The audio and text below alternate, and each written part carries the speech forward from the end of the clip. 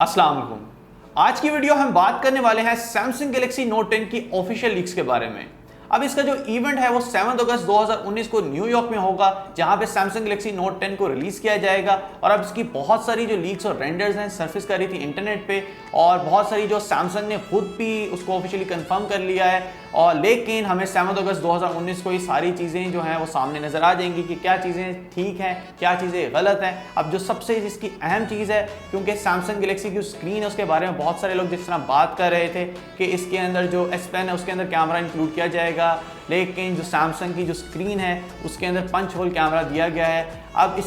पे सारे पे हम मजीद बात करते हैं, लेकिन उससे पहले मैं चाहूँगा कि अगर आप हमारे चैनल पे न्यू हैं तो काइंडली कर लें इसको सब्सक्राइब और बेल आइकन को कर लें प्रेस, ताकि आपको हमारी लेटेस्ट टेक्नोलॉजिकल वीडियोस की नोटिफिकेशन सबसे पहले मिल सके। तो दोस्तों, मेरा नाम है सच चौधरी, आप देख रहे हैं प्राइस वेको यूट्यूब चैनल। इस वीडियो को शुरू करते हैं।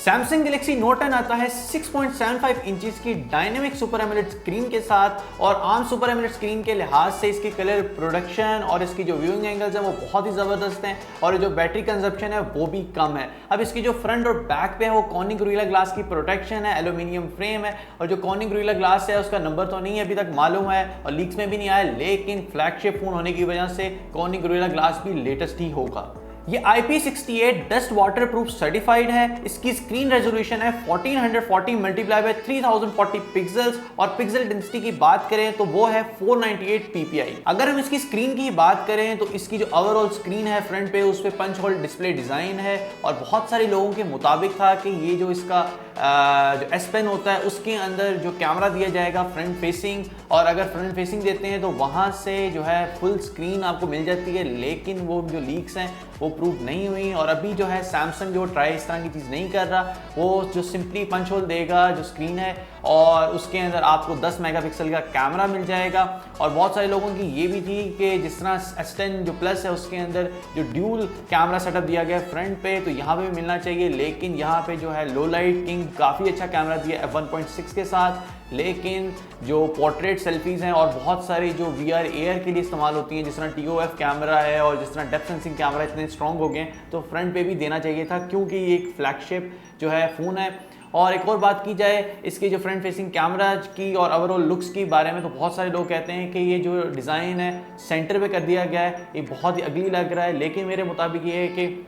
अगर इन्होंने एक सिंगल ही कैमरा देना था तो उस लिहाज से जिस तरह साइड पे दिया जाता है उससे काफ़ी बेहतर मुझे भी लगता है, और बहुत सारे जो बड़े टेक रिव्यूअर्स हैं उनके मुताबिक भी ये अच्छी पोजीशनिंग इसकी दी गई है। लेकिन बेस्ट पॉसिबल सिनेरियो तभी होता जब ये जो इसका S Pen है उसके अंदर देते, लेकिन मेरे ख्याल से ये है कि जो फर्दर जो न्यू टेक्नोलॉजी है वो अपनी इंट्रोड्यूस करेंगे S11 के अंदर और जो फ्यूचर के फ़ोन्स हैं, क्योंकि अगर सैमसंग के लिए कोई इतनी बड़ी बात नहीं थी कि अगर वो इंक्लूड कर देते S Pen के अंदर, क्योंकि सैमसंग A80 के अंदर देखा जाए तो आपको ट्रिपल कैमरा सेटअप मिल जाता है, जो कि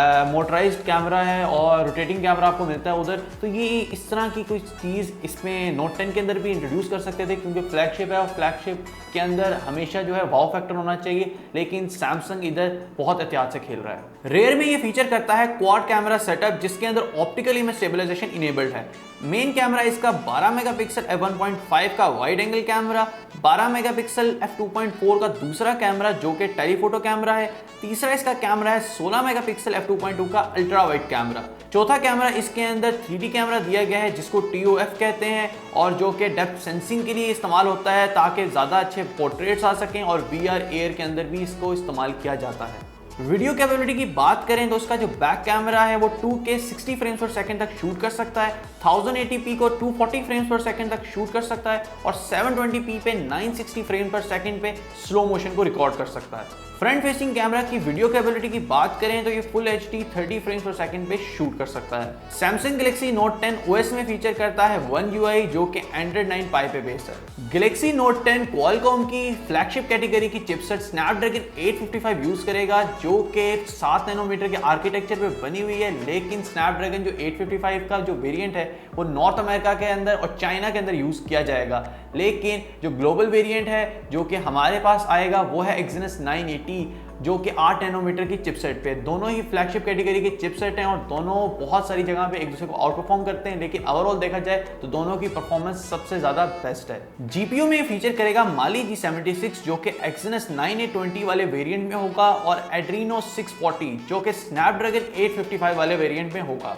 नोट 10 स्टोरेज और रैम के लिहाज से दो वेरिएंट्स में आएगा, 512 GB का इंटरनल स्टोरेज के साथ 12 GB रैम वाला वेरिएंट और 128 GB इंटरनल स्टोरेज के साथ 8 GB वाला वेरिएंट।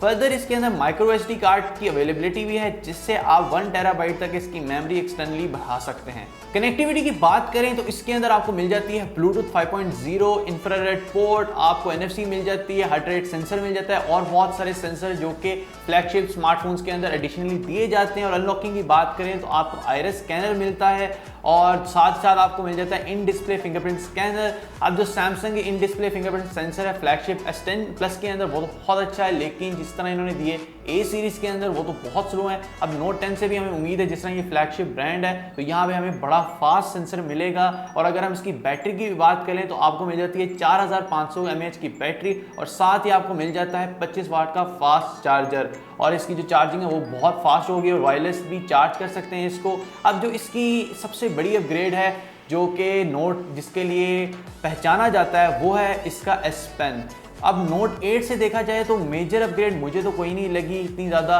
हावर की उन्होंने फंक्शनैलिटी दे दी और बहुत सारे हैप्टिक टच दे दिया, कोई इतनी बड़ी अपग्रेड्स नहीं है। अब हैप्टिक टच भी उसको नहीं कहेंगे, हैप्टिक टच तो बिल्कुल डिफरेंट होता है, लेकिन देखा जाए तो टच जो डिफरेंसेस इन्होंने दिए और बहुत सारी जो अपग्रेड्स निकाली वो कोई मेजर अपग्रेड नहीं है। इसके जो नोट जो है सीरीज़ के अंदर जो बहुत सारी लीक्स थी और बहुत सारे जो लोग एक्साइटेड थे इसके बारे में वो ये था कि इसके S Pen के अंदर आपको सेल्फी कैमरा मिल जाएगा। अब सेल्फी कैमरा के साथ इसके अंदर एक वाव फैक्टर आ जाता है और बहुत सारे लोग इससे उम्मीदें लगा के बैठे थे जिसको इन्होंने बिल्कुल जो ख़त्म कर दिया और ये कंफर्म कर दिया कि इसका जो सेल्फी कैमरा होगा वो स्क्रीन में ही होगा। तो ये जो चीज़ है ये एक तरह से डाउन भी करती है बहुत सारे लोगों को, लेकिन जो सैमसंग है उसकी जो ये लेटेस्ट टेक्नोलॉजी जो शायद अपने S11 के अंदर या जो है जो फुली जो स्क्रीन उसको करेगा और उसके जो बिल्कुल नोचलेस स्क्रीन है वो फर्दर जो अपने S11 और नोट जो है जो 11 सीरीज़ है उसके अंदर शायद लॉन्च करे और इसके लिए इन्होंने कर लिया इसको सेव। तो फर्दर हम देखते हैं अगर 7 के अंदर के क्या क्या और चीज़ें जो हैं जो बहुत सारी लीक्स में हैं वो क्या प्रूव होंगी या नहीं होंगी। जो अभी तक हम लोगों ने स्पेसिफिकेशंस और बहुत सारे जो इसके बारे में बताया वो तो कंफर्म हो चुकी हैं। उम्मीद करता हूं कि ये वीडियो आपको इन्फॉर्मेटिव लगी होगी और अगर इन्फॉर्मेटिव लगी है तो अपने दोस्तों के साथ शेयर कर दें, इसको लाइक कर दें और कमेंट बॉक्स में हम डिस्कशंस भी करते हैं। अपना ख्याल रखें। This is a signing off. अल्लाह हाफिज़।